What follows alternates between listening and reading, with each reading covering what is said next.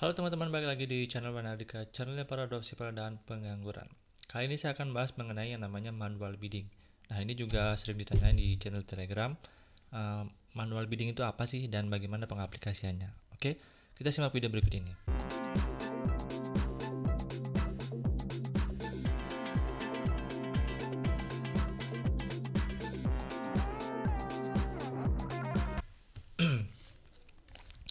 Oke, sekarang saya akan langsung bahas aja sih sebenarnya mengenai manual bidding. Nah, di Facebook itu sistem pembagian iklannya antara kita dengan advertiser itu disebut dengan sistem lelang atau bidding seperti itu. Nah, bidding ada dua, yaitu automatic bidding dan juga manual bidding. Kalau automatic bidding itu adalah dimana Facebook menyesuaikan bidding kita sesuai dengan persaingan iklan kita seperti itu. Nah, kalau manual bidding itu dimana kita menentukan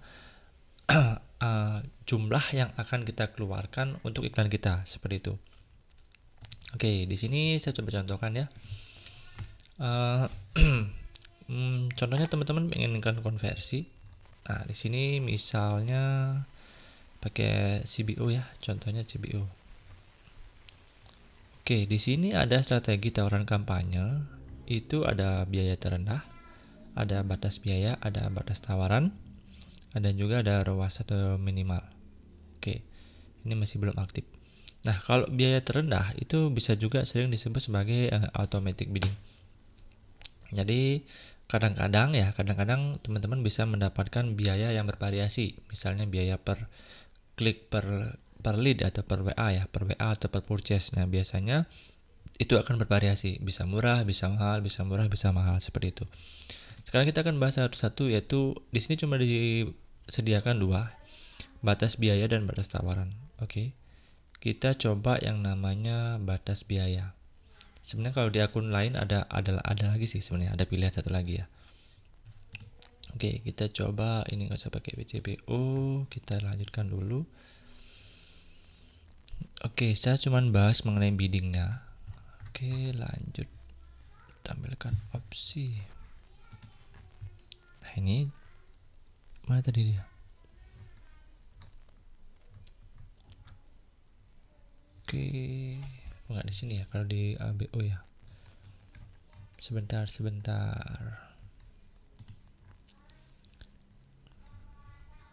Oh, ini tampilkan strategi. Nah, ini ada batas biaya, ada batas tawaran dan juga batas target.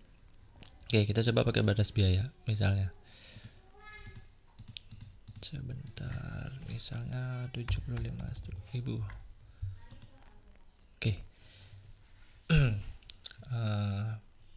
Yang pertama adalah batas biaya. Cocok untuk mendapatkan volume terbanyak.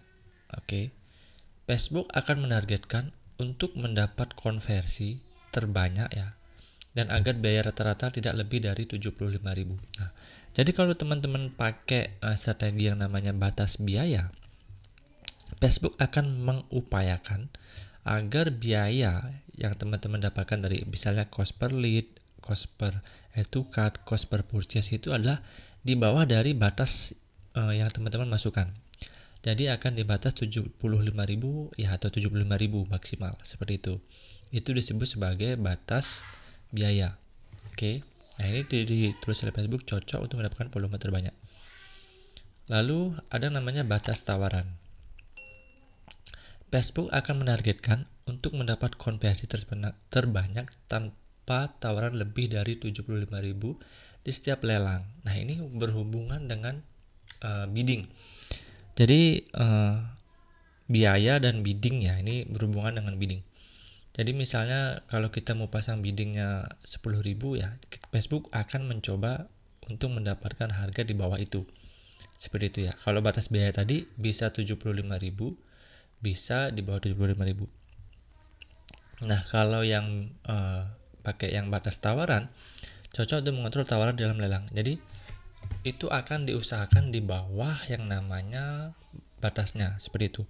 Contoh seperti ini, contoh persaingan iklan hari ini sebenarnya adalah biaya per leadnya itu adalah 5.000. Ketika teman-teman pasang batas tawaran bidding teman-teman adalah 5.000, tetapi persaingan iklan di hari itu adalah bisa dibilang 10.000, maka kemungkinan besar iklan teman-teman nggak bakalan jalan seperti itu. Karena apa? Karena batas tawaran teman-teman itu rendah dibandingkan dengan kondisi persaingan iklan di hari itu, seperti itu. Makanya kemungkinan besar iklan teman-teman nggak akan jalan. Nah, seperti itu kalau teman-teman pakai batas tawaran. Oke. Lalu juga ada yang namanya biaya target. Cocok menentukan biaya yang konsisten. Jadi biaya target ini Facebook akan menargetkan untuk mempertahankan biaya rata-rata per konversi antara 67.500 sampai 82.500. Jadi meskipun teman-teman pasangnya 75.000, kemungkinan teman-teman akan dapat biaya 80.000 itu bisa jadi. Kenapa? Karena Facebook akan mencari biaya rata-ratanya seperti itu. Nah, di sini juga ada tulisannya, kami sarankan untuk tidak menggunakan batas biaya sekarang agar tidak perlu membuat perubahan nantinya. Batas biaya adalah alternatif serupa yang mungkin mendapatkan lebih banyak hasil. Oke. Jadi seperti itu. Nah, kalau kita pakai manual bidding, yang manapun yang teman-teman pakai gitu. Kalau biaya rata-ratanya dari hari itu di atas kontrol biaya teman-teman, iklan teman-teman nggak akan jalan seperti itu. Manual bidding ini cocok kalau untuk saya pribadi ya. Kalau teman-teman udah dapat biaya rata-rata dari iklan teman-teman. Contohnya teman-teman iklan selama 7 hari. Lalu dapatlah rata-rata biaya cost per lead misalnya itu cuma 4.000. Baru teman-teman bisa pasang di sini pakai manual bidding seperti itu. Misalnya teman-teman mau budget budget iklannya 10 juta, tapi teman-teman mau kontrol bahwa habisnya itu adalah 4.000 per leadnya. Kalau di atas itu saya nggak mau, iklan saya nggak usah dijalin. Nah, itulah fungsinya sebagai manual bidding, kontrolnya seperti itu.